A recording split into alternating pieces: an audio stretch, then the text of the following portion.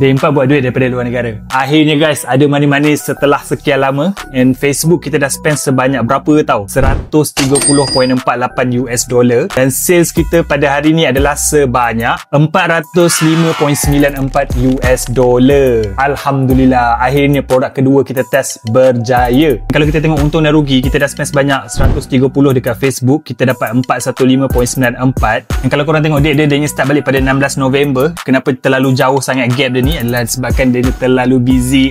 Ampun, sebab hari tu dia pergi Johor, ada trips, tak ada masa nak buat cari produk dan juga test, but it's okay. Akhirnya untuk second test produk kita berjaya, dapat untung 187.53 US dollar.